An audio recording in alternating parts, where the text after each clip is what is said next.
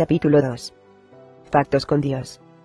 Tenemos un Dios maravilloso que se deleita en concertar pactos con su pueblo. La Biblia en sí es la historia de los pactos de Dios con su pueblo.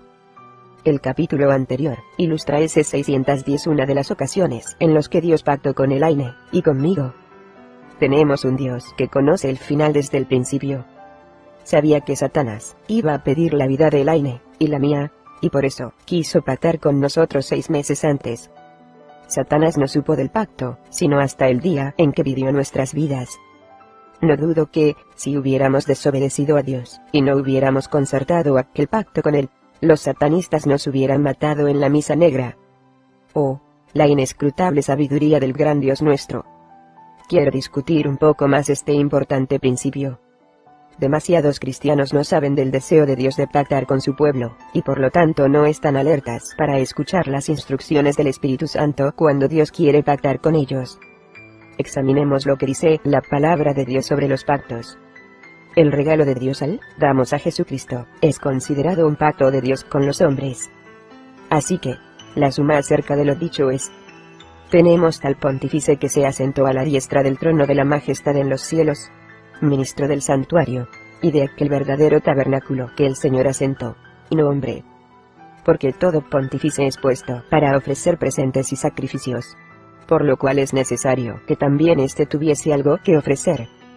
Así que, si estuviese sobre la tierra, ni aun sería sacerdote, habiendo aún los sacerdotes que ofrecen los presentes según la ley, los cuales sirven de bosquejo y sombra de las cosas celestiales, como fue respondido a Moisés cuando había de acabar el tabernáculo. Mira, dice, haz todas las cosas conforme al dechado que te ha sido mostrado en el monte. Mas ahora tanto mejor ministerio es el suyo, cuanto es mediador de un mejor pacto, el cual ha sido formado sobre mejores promesas. Hebreos 8:2.1-6 Este mejor pacto se refiere a las promesas de Dios que se cumplieron cuando Jesús pagó el precio de nuestros pecados en la cruz para llevarnos a una relación de hijos e hijas de Dios, y coherederos con Cristo en la eternidad. Y luego todo Israel será salvo. Como está escrito: vendrá de Sión el libertador, que quitará de Jacob la impiedad. Y este es mi pacto con ellos, cuando quitare sus pecados. Romanos, las 11:26,27 Dios pacta con cada uno de nosotros cuando le pedimos a Jesucristo que perdone nuestros pecados, y sea nuestro Señor, Salvador y Dueño. La mayoría de los cristianos se detienen ahí, pero ese no es el deseo de Dios. Somos tan privilegiados que Dios tiene un plan para cada uno de nosotros, y una tarea especial para que cada cual realice. Si simplemente estuviéramos dispuestos a dejar que Él se salga con la suya en nuestras vidas, muchas veces Dios nos hablaría a través del Espíritu Santo, y nos dejaría saber si desea concertar algún pacto con nosotros como lo hizo con Noé, Abraham, Moisés, Josué, y otros a través de las páginas de la Biblia. Pactar con Dios ha sido una parte muy importante de mi vida, y lo que mayor estabilidad me ha proporcionado durante los últimos 7 años de guerra a fondo contra Satanás. Permítaseme hablar de algunos de estos pactos en la esperanza de ayudarle a usted a entender este importante principio. Soy hija de un pacto. Mis padres se casaron a los 36 años de edad. Eran primeras nupcias para ambos, y ambos eran cristianos. Tuvieron a mi hermana cuando mamá tenía 40 años, y el doctor le dijo que no debían tener más hijos. Pero ni ella ni mi padre se sentían felices con esa decisión. Como un año más tarde, mi madre y mi padre se pusieron juntos de rodillas e hicieron un pacto con el Señor. Le prometieron que, si les daba otro hijo, ellos entenderían que ese hijo venía al mundo con un único propósito: servir al Señor toda su vida. Le dijeron también al Señor que el niño no sería de ellos, sino de, y que lo criarían según los términos de ese pacto. Ellos cumplieron su palabra y el Señor cumplió la suya. Yo soy el vástago que Dios les dio. A nuestros padres les dijeron que yo no llegaría a cumplir un año, pero Dios cumplió el pacto. No recuerdo haberme sentido bien ni una sola vez en la vida. La batalla rugía desde el principio, y Satanás se había propuesto matarme. Pasé la mayor parte de mi niñez entrando y saliendo del hospital. No sé cómo mi madre pudo soportar el tener una niña que constantemente estaba enferma, pero mis padres simplemente confiaron que el Señor cumpliría su parte del pacto. Y así fue. Yo viví Algunos de mis primeros recuerdos son de mi madre que me cuenta con mucha seriedad lo del pacto que había hecho con el Señor. En cuanto a mí, muchas veces me tomaba por los hombros, y mirándome a los ojos me decía: hija, tú no nos perteneces. Le perteneces a Dios. Tú fuiste traída al mundo con un solo propósito: servir al Señor Dios toda la vida. Nunca olvides esto. Me presentaron el Evangelio desde mi más temprana edad. Recuerdo que a los 4 años, me angustiaron mis pecados cuando el Espíritu Santo puso en mí la convicción de que necesitaba un Salvador. Recuerdo muy bien que pasé noches de rodillas en mi cuarto, llorando por mis pecados, hasta que por fin, un día, el Señor me confirmó la realidad de su existencia, y que había muerto en la cruz para lavar mis pecados. Qué día tan feliz para mí, y para mis padres fue el día en que el Señor por fin me dio paz, en cuanto a que Jesucristo ya era mi Salvador. Eso fue antes de yo cumpliera los 5 años. Los años transcurrieron y vinieron los problemas. El grupo religioso al que pertenecían mis padres se volvió impío, y dominado por demonios. Afirmaban ser los únicos en el mundo que tenían la verdad, y los únicos que iban al cielo. La borrachera y el adulterio andaban rampantes dentro del grupo. Yo era un paria dentro y fuera del grupo, lo que me produjo muchas horas de lágrimas.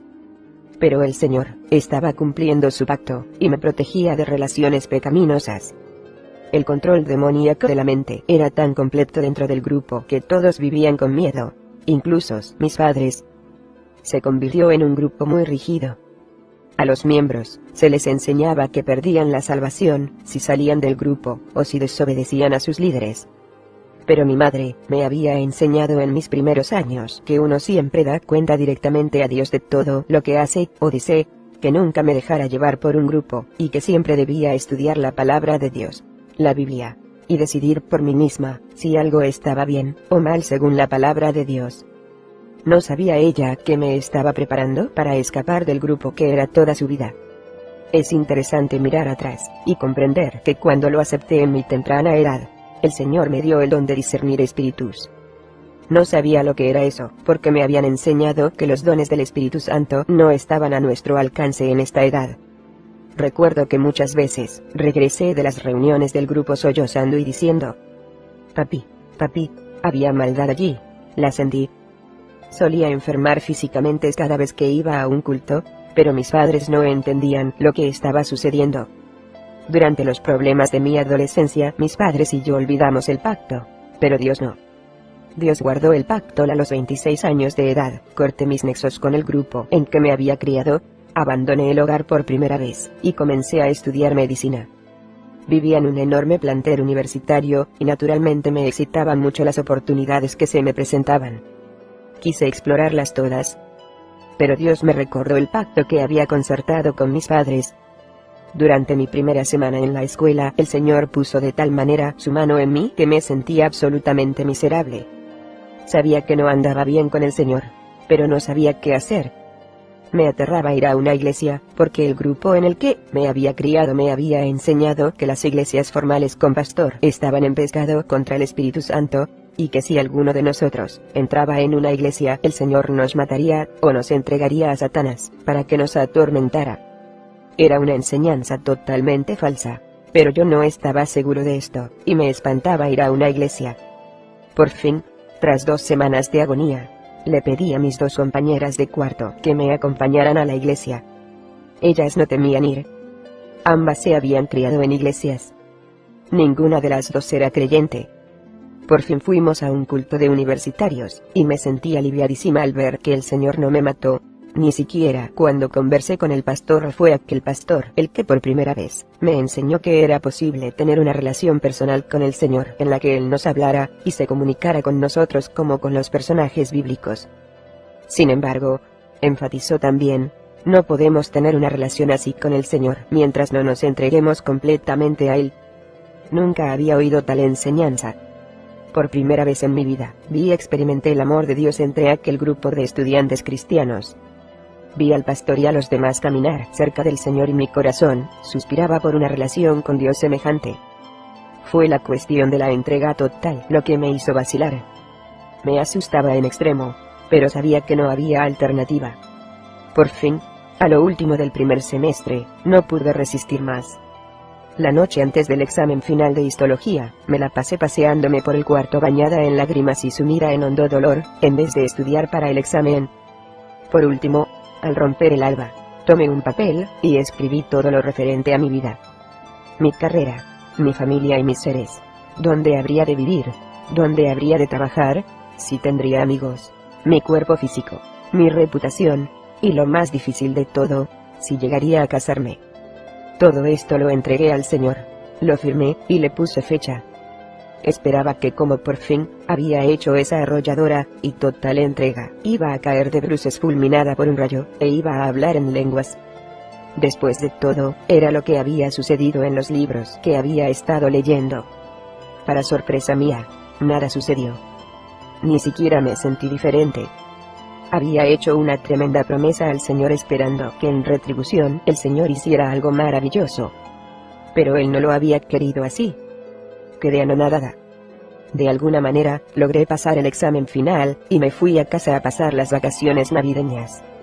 Pasé las 2 semanas enteras en mi cuarto llorando y ayunando. Estaba muy turbada. Había llegado al punto en que me consumía el anhelo de tener una relación personal con el Señor. No podía seguir viviendo sin ella. Mis pobres padres estaban enojados.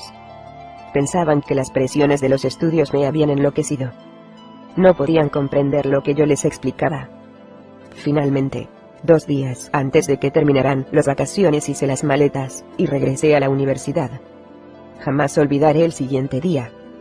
Fui a ver al pastor del grupo, y me senté a llorar en su oficina mientras le hablaba de mi entrega al Señor y el hecho de que nada había sucedido. El Señor no me había hablado ni una vez, y ni siquiera me sentía diferente. El pastor se rió. ¿A qué esperabas que un rayo te fulminaría, y empezarías a hablar en lenguas? Claro. No ocurre siempre así. No. Dios es Dios, y siempre hace lo que se le antoja. Él obra diferente en la vida de cada persona. La Biblia ordena sed llenos del Espíritu, Efesios 5:18. Le has pedido al Señor que te llene de su Espíritu Santo, y le has entregado tu vida por entero. Échate ahora sobre tus rodillas, y, por fe, dale gracias por cumplir su promesa, y pídele que obre en tu vida como Él quiera hacerlo. Y sigue adelante, que ya verás cómo el Señor empieza a transformarte. Le doy gracias a Dios por la sabiduría de aquel pastor. Hice como me dijo, y a las 3 semanas ya era yo una persona diferente. El primer cambio que experimenté fue un hambre increíble de leer y estudiar la palabra de Dios. Por primera vez, me leí la Biblia de tapa a tapa. Pronto el Señor me hizo fijarme en numerosos aspectos de mi vida que no le agradaban. Como al mes de haberme entregado totalmente, me habló por primera vez. El tópico de escuchar al Señor se discute a fondo en el capítulo 7. Después de eso mi relación con el Señor aumentó rápidamente. El tema de las emociones intensas, que yo esperaba experimentar seguidas del hablar en lenguas, nos lleva a un punto importante. Satanás ha atacado la cuestión de los dones del Espíritu Santo, el bautismo del Espíritu Santo, como algunos lo llaman, más duro que cualquier otra cosa, especialmente en los últimos días. La mayoría de los carismáticos quieren poder sin cruz. Tristemente, se especializan en experiencias emocionales. Los ultraconservadores tampoco quieren la cruz, por lo que dicen que el tener poder no es para nuestros días. Ambas posiciones están equivocadas. El problema que la humanidad siempre ha tenido, y siempre tendrá, es que Dios es Dios. Él no tiene que darnos cuenta de nada, y nosotros no podemos controlarlo a Él. Él no tiene que hacer las cosas como nosotros queremos que se hagan. Los dones del Espíritu Santo son eso precisamente. Dones que da, y se manifiestan cuando el Espíritu Santo lo quiere, y en la forma que Él quiere. Nosotros no podemos demandar los dones ni obligarlos a que operen en nuestra vida en la forma en que queremos. Solo entran en acción cuando Dios lo determina. Tenemos que andar en obediencia y fe. Parte de ese tener fe es entender y aceptar que los dones operan ese 610 en la forma en que lo quiere el Señor. Los cristianos tendemos a malgastar el tiempo tratando de formular doctrinas que circunvalan la soberanía de Dios. No debe ser. Mientras antes aceptemos eso, más pronto nuestra relación con el Señor será más íntima. Mi primer pacto con el Señor fue en el momento de mi salvación. Mi segundo pacto fue cuando puse a Jesús como el amo de mi vida al hacerle aquella entrega total. Yo fui la iniciadora de esos dos pactos. Los demás pactos en los años posteriores han sido iniciados por Dios.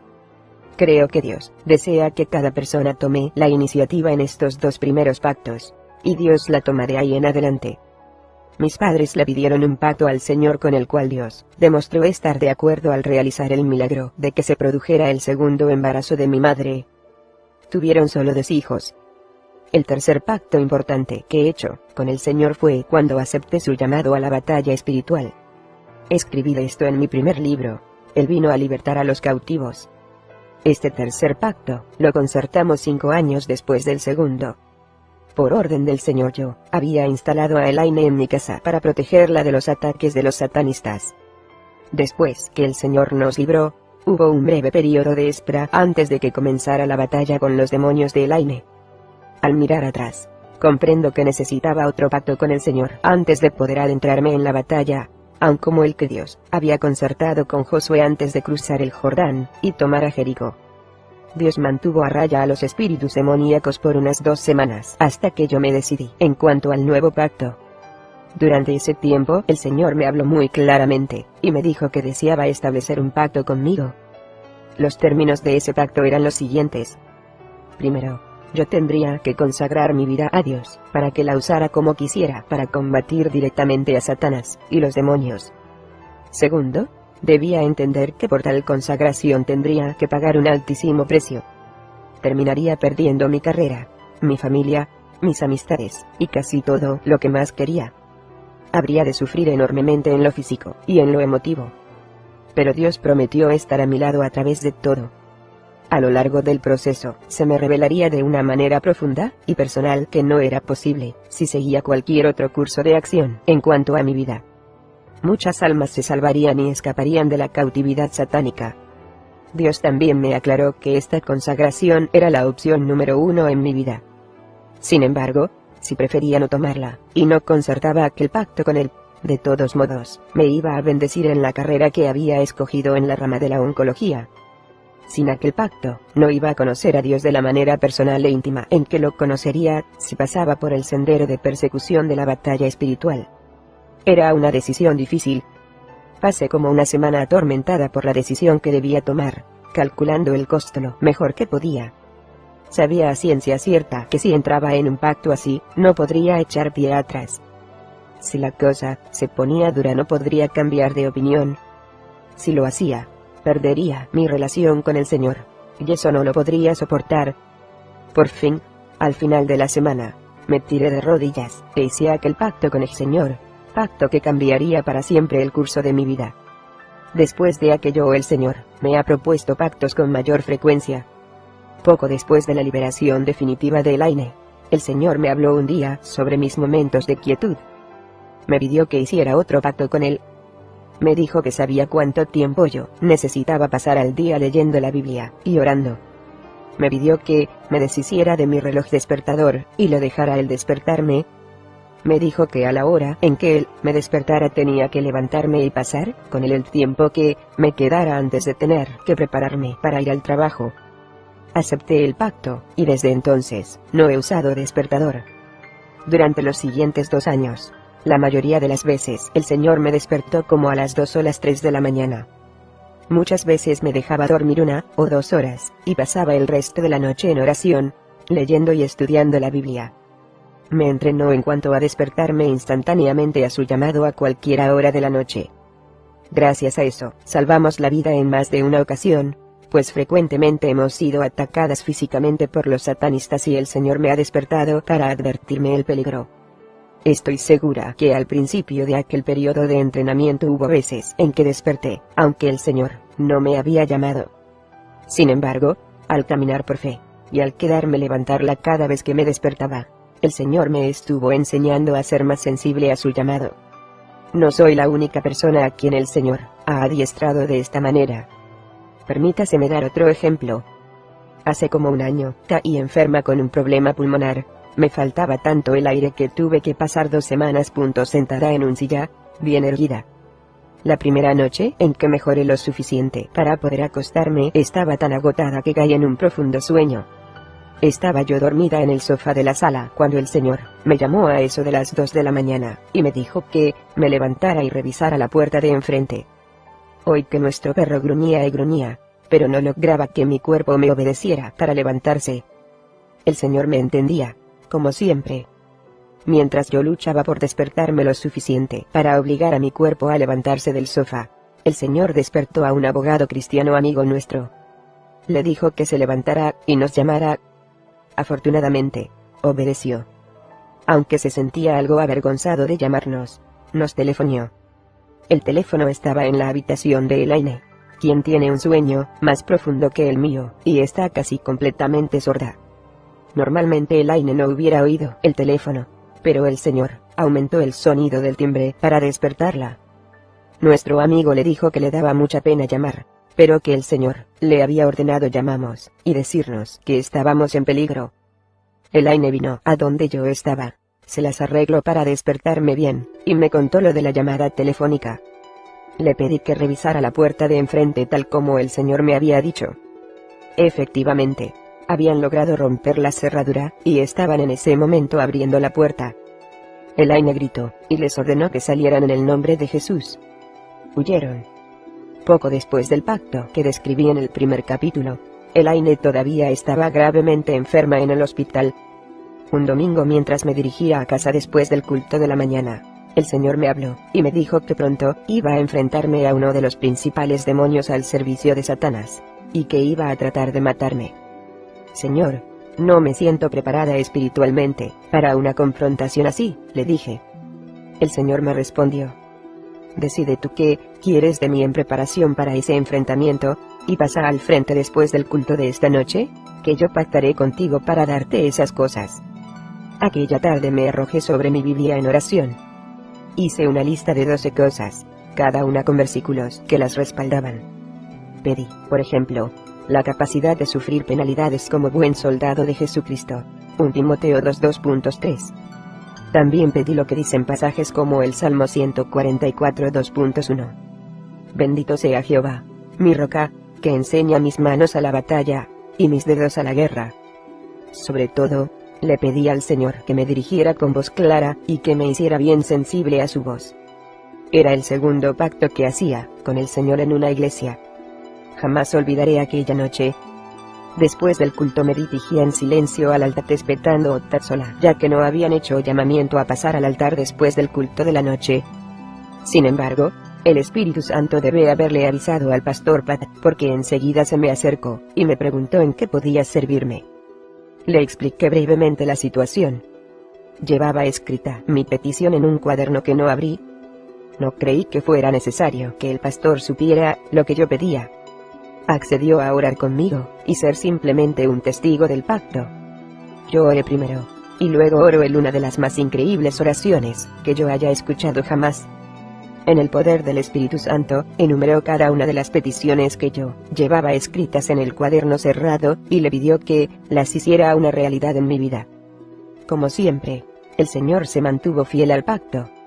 Noé 610 sobrevivía a la confrontación con el importante demonio, lo que ocurrió varias semanas después, sino que las promesas del Señor en aquel pacto operan todavía en mi vida varios años más tarde. El simple conocimiento de que Dios siempre cumple su palabra me ha dado seguridad y fortaleza para pelear en la terrible guerra contra Satanás que ha continuado sin tregua durante los últimos 7 años de mi vida. Uno de mis más recientes pactos con el Señor fue cuando Él me mandó trasladarme a California. California era el lugar al que menos yo hubiera querido ir. Debo añadir. No me siento en libertad de revelar todos los puntos de ese pacto, pero he aquí algunos de ellos. Debía trasladarme a California, y vivir allí en total obediencia al Señor. Debía entender que a la larga, iba a dar mi vida por el Señor en ese lugar. Él, a su vez, iba a suplir nuestras necesidades, no nuestros deseos, protegernos, hasta el momento en que nos tocara entregar nuestras vidas, y abrir las puertas a nuestro ministerio que Él deseara abrir y cerrar las que Él quisiera cerrar. Recuerde, Dios nunca trata a dos personas de la misma manera. Para él cada uno de nosotros es tan precioso como individuo que nos quiere tratar como tales. Sin embargo, una vez que uno está consciente de este principio de los pactos con el Señor, Él queda en libertad de presentarnos sus deseos en cuanto a determinados pactos. El problema es este. La mayoría de las personas desea pactar con el Señor en sus propios términos, no en los términos de Dios. Quieren salud y riquezas y comodidades y satisfacción de deseos carnales. Santiago lo dice mejor. Pedís, y no recibís, porque pedís mal, para gastar en vuestros deleites. Santiago 4:2.3 Hay dos pactos que cada cristiano debiera hacer con el Señor. Estos están claramente señalados en la palabra de Dios. El primero es el pacto de salvación, y el segundo es el del señorío total de Jesucristo. Nadie puede entrar en una relación más profunda con Dios sin entrar en estos dos pactos. Después de eso, por lo general el Señor toma la iniciativa en los pactos. Este alerta a la voz del Espíritu Santo. Busque al Señor de todo corazón, que lo va a hallar. Él vendrá a usted, y se deleitará en concertar pactos con usted.